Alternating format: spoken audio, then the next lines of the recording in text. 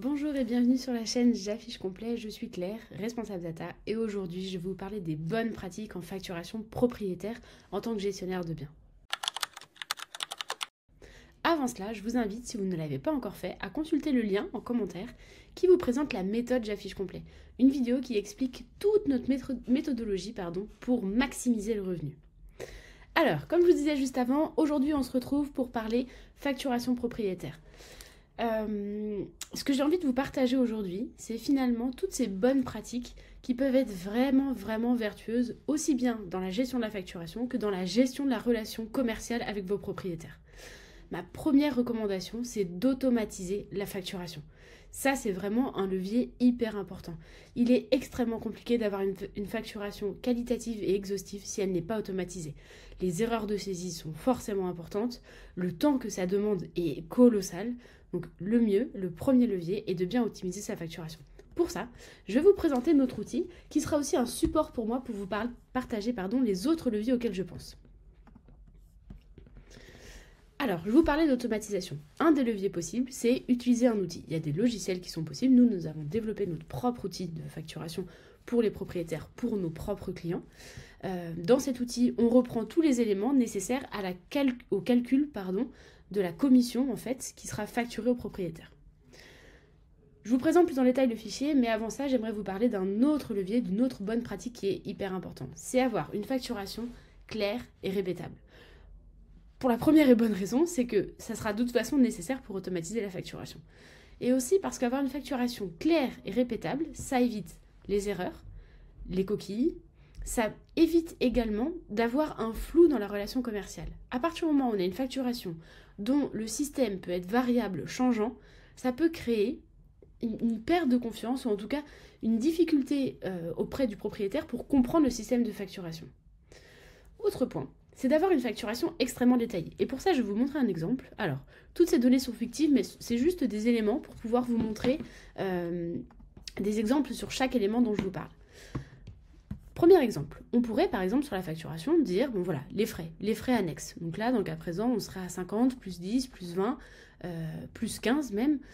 On aurait une somme globale, on peut se dire, ah, c'est plus simple, je ne vais pas perdre mon temps à aller parler des frais de ménage, des frais de linge, des frais d'accueil, du panier d'accueil. C'est des choses qui sont spécifiques, qui sont variables. Eh bien, c'est contre-intuitif, mais c'est justement hyper important d'éclater au minimum, au niveau atomique, comme on peut parfois dire, les différents frais. Pourquoi ? Parce que ça donne de la valeur à chacun de ces frais.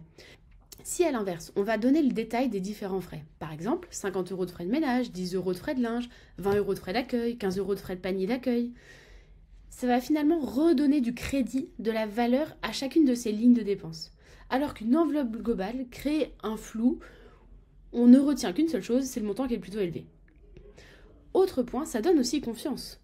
À partir du moment où on est très détaillé, ça inspire vraiment confiance. Pour le propriétaire, il se dit, ok, j'investis dans cet accompagnement, j'investis sur la gestion de mon bien, mais je sais où part cet argent.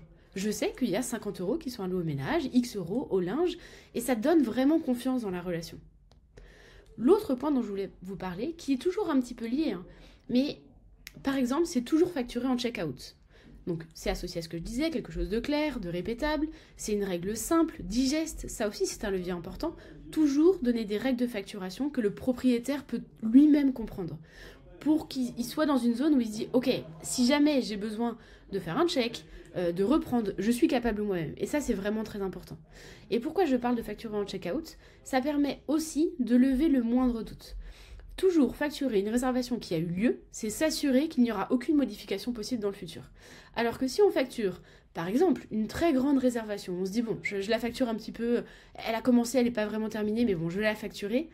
Il y a toujours un risque. Si jamais la réservation a une problématique, une modification, on va devoir revenir sur une réservation déjà facturée. Donc déjà, on crée un risque de coquille au moment de la préparation de la facturation. Et on va finalement facturer quelque chose qui n'est pas encore réalisé. Donc même dans la relation client, c'est pas forcément vertueux. Maintenant, je voudrais parler d'un autre point. Je vais de nouveau utiliser ce support de cet outil qu'on a développé.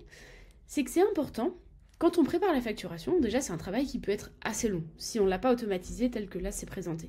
C'est un travail qui peut être assez long, qui peut prendre pas mal de temps. Et c'est important d'utiliser ce travail à bien d'autres échéances que simplement facturer les propriétaires. Je m'explique.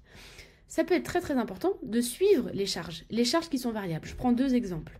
L'accueil, quand on a des logements où l'accueil est physique et que ce n'est pas un accueil autonome, ou le ménage. Ces 2 charges-là sont des charges variables. C'est des charges qui vont dépendre du nombre de réservations. On pourrait par simplicité se dire, j'ai pas le temps en fait, j'ai pas le temps, bon voilà, mes équipes, je sais qu'ils me font un feedback, ils me disent voilà j'ai fait tel nombre d'interventions, je paye la facture, c'est ok. Alors soit on alloue le temps de temps en temps à faire un petit contrôle qualité, de se dire ah oui ok, quel ménage j'ai eu, oui c'est bon, la facture est ok. Soit on laisse un peu courir le sujet et on base la relation sur la confiance. L'avantage d'avoir fait ce travail d'automatisation, avoir un outil support, ça permet de suivre ces charges variables.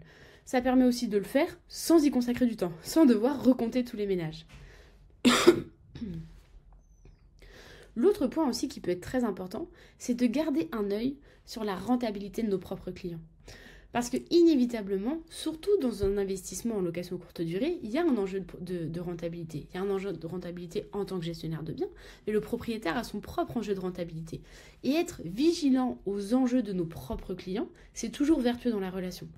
Donc là, je vous redonne un exemple. Dans l'outil, par exemple, on suit le résultat net du propriétaire. De se dire, ok, là, le propriétaire, encore une fois, toutes ces données sont fictives. C'est uniquement des exemples. Mais là, le propriétaire, on voit qu'il a quand même perdu 22,66 € sur le mois.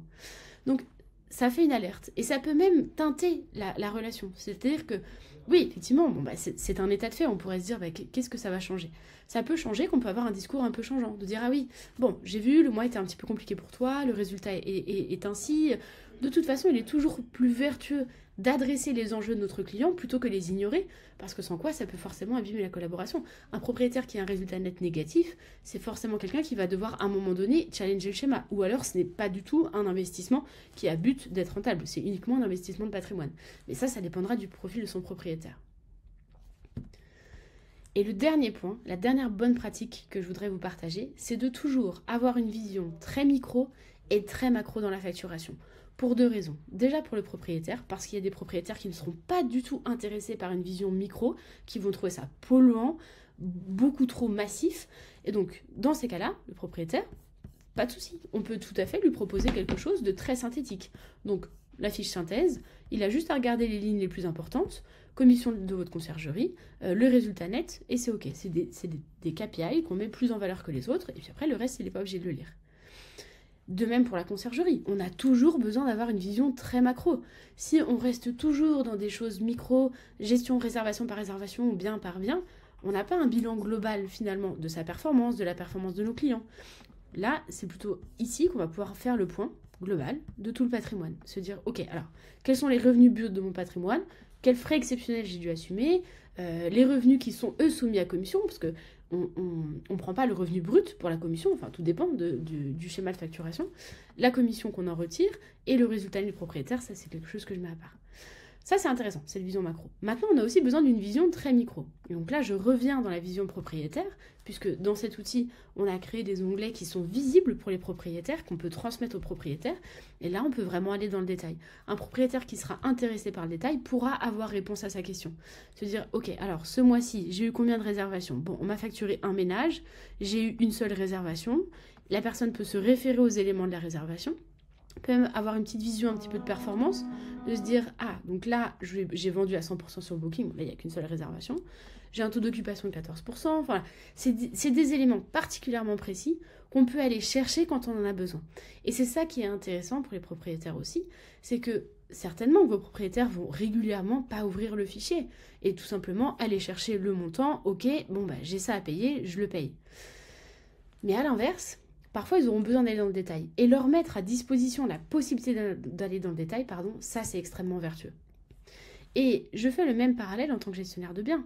On peut avoir besoin d'avoir une vision macro, c'est très important, mais on peut aussi avoir besoin d'avoir une vision micro. Se dire, mais là, alors, encore une fois, j'insiste, c'est des chiffres fictifs, donc c'est des choses qui ne sont pas forcément possibles. Mais se dire, attention, ce bien-là, j'y alloue X temps, il me rapporte, bon, c'est excessif, mais moins 2 €. Ok, je reconsidère peut-être cette collaboration. Je me pose la question, est-ce qu'il est encore vertueux d'avoir ce bien dans mon patrimoine ?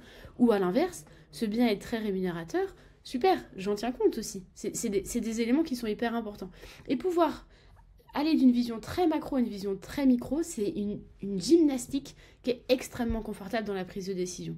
Quand on a une vision macro, on a besoin d'aller dans le micro pour aller identifier quel est le point de blocage ou quel est le point vertueux.